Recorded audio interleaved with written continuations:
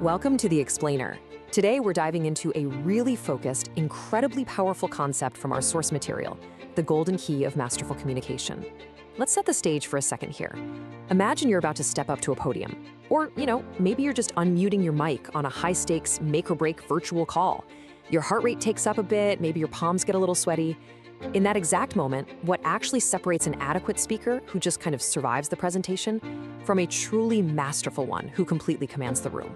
Well, the material we're looking at today gives us a crystal clear, uncompromising answer to that. It's not about some magic trick or having this innate, unlearnable charisma, no way.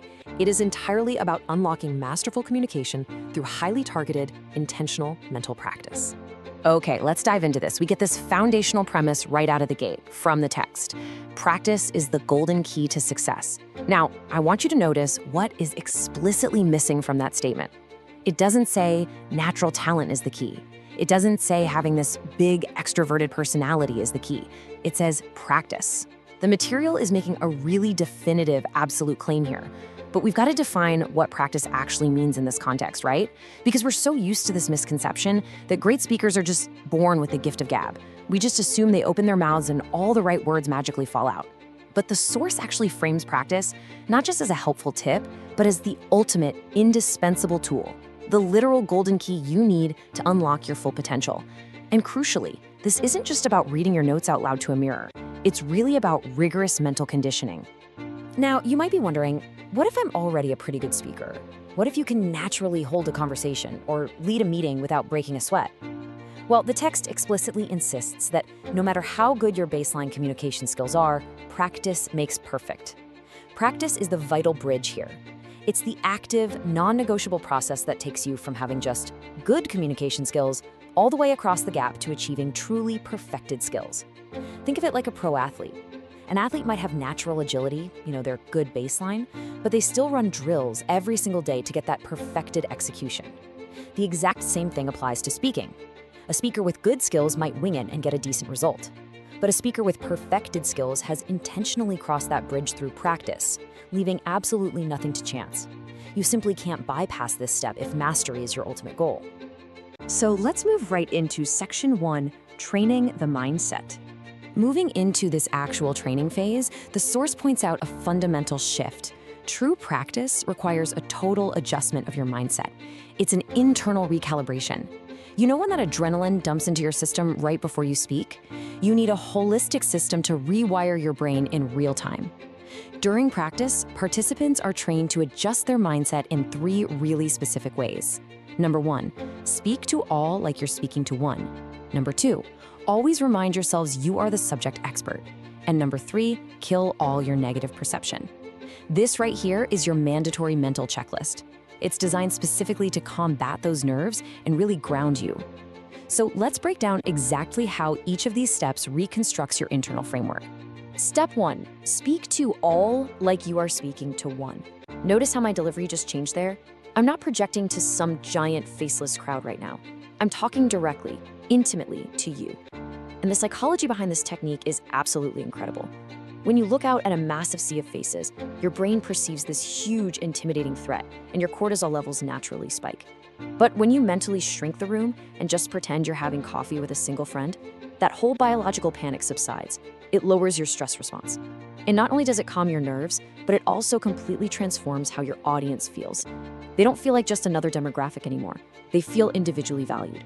So whether you're talking to 10 people or 10,000, your mental projection should be exactly as focused and as personal as a simple one-on-one conversation. Step 2, always remind yourselves you are the subject expert. So the crucial point is you have to internally own your authority. Look, we all deal with imposter syndrome at some point, right? That nagging little voice asking, why should anyone listen to me? Well, the text wants you to actively, constantly push back against that voice during your practice sessions.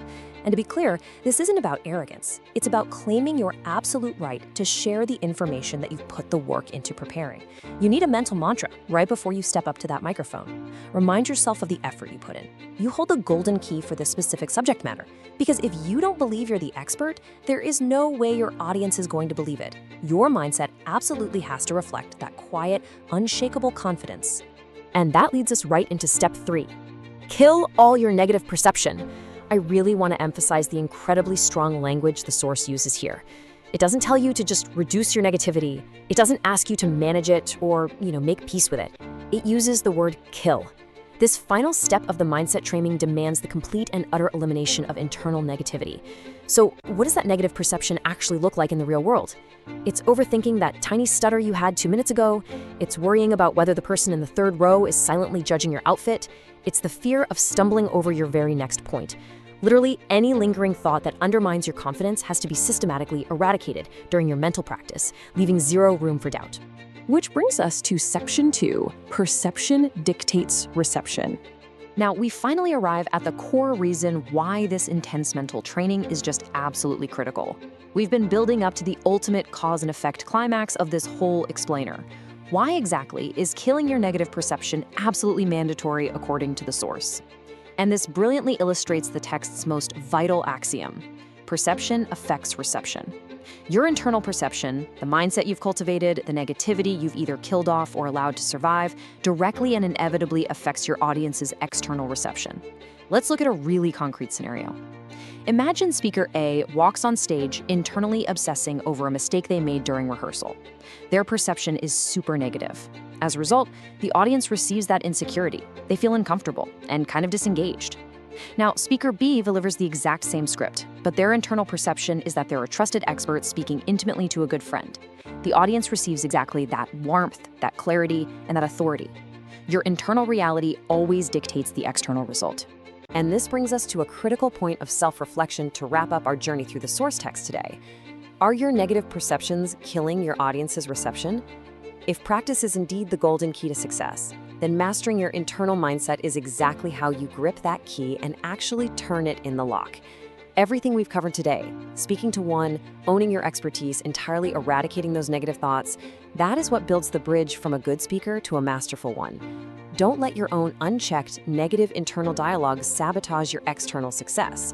Just imagine how your very next presentation, or hey, even your next conversation, could change if you actively killed your negativity today. Adjust your mindset, do the mental practice, and truly master your communication.